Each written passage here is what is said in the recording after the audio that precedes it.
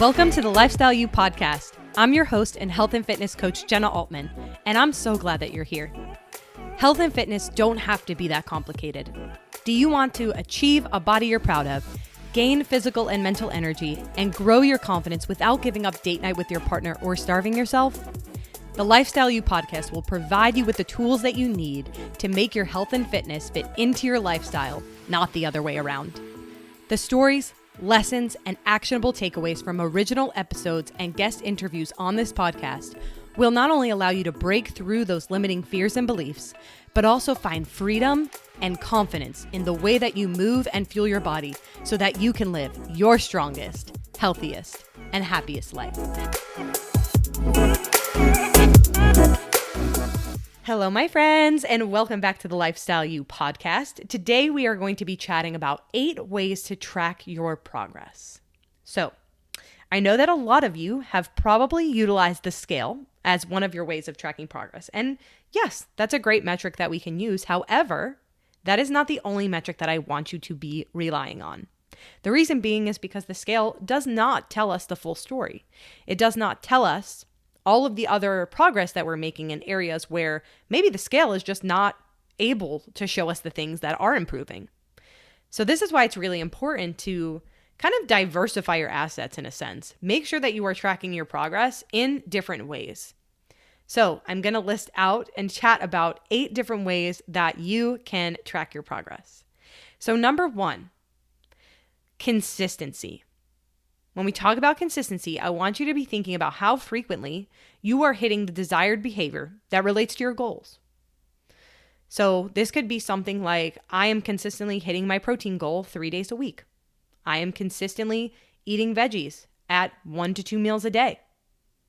I am consistently showing up in the gym 3 days a week.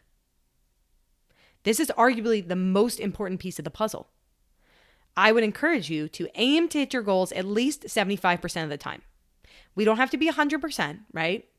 We talk about this a lot in my coaching program. Consistency over perfection. Perfection would be 100%. Really what we're just looking for is consistency. So 75% of the time hitting those goals.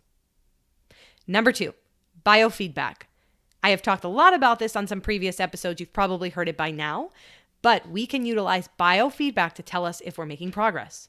When we talk about biofeedback, we are talking about things like more energy, better digestion, less stress, less cravings and hunger, higher sex drive, better sleep, a happier and healthier menstrual cycle. All of those factors are really important in terms of monitoring our internal health.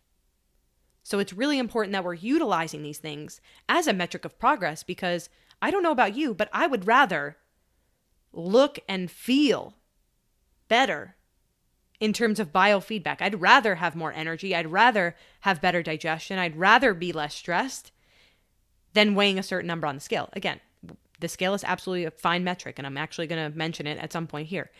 But also utilizing things like biofeedback can be really beneficial for you. Number 3, the way you feel.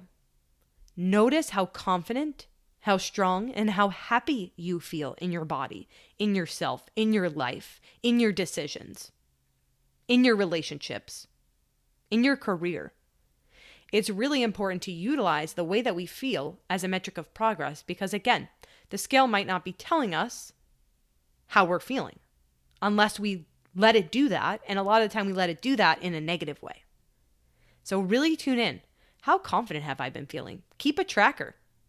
Keep a tracker in a journal.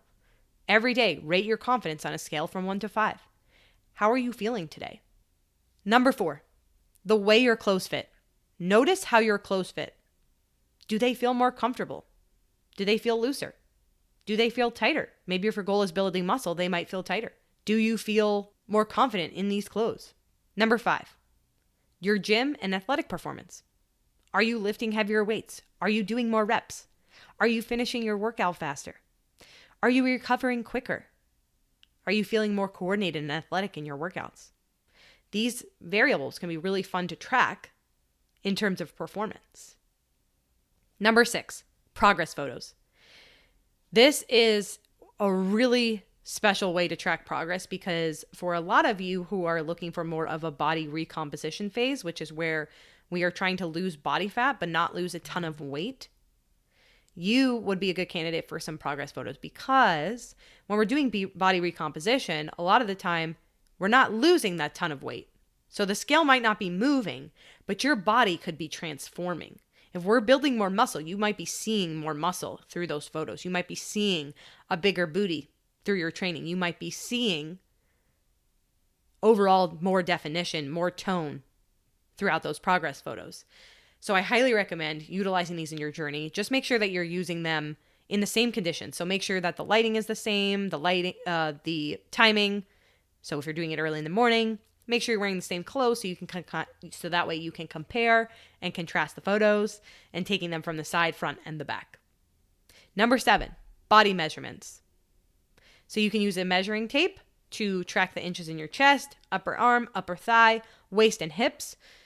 You can do this on yourself. Sometimes it's easier to have somebody else do it. So if you have a roommate, if you have a partner, asking them to do it for you. But body measurements can tell us a lot, again, that might not be happening on the scale. So make sure we're using the body measurements in coordination with our weigh-ins. Number 8, body weight.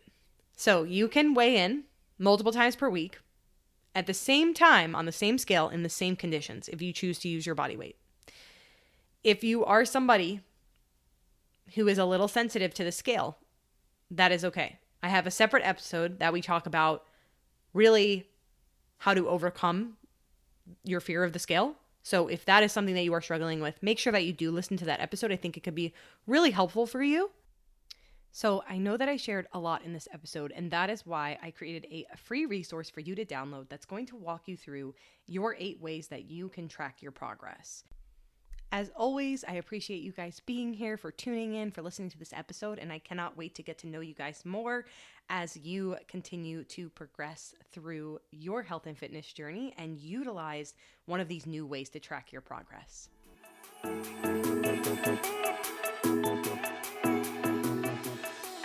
Thank you for listening to the Lifestyle You podcast. If you enjoyed this episode, please leave a 5-star rating and review to help others discover the magic we're creating together. If there's someone in your life who could benefit from listening to this episode, be sure to forward it along to them. You can also follow me on Instagram at Jenna Ray Altman for more helpful content, resources, and good vibes. As always, thank you so much for being here.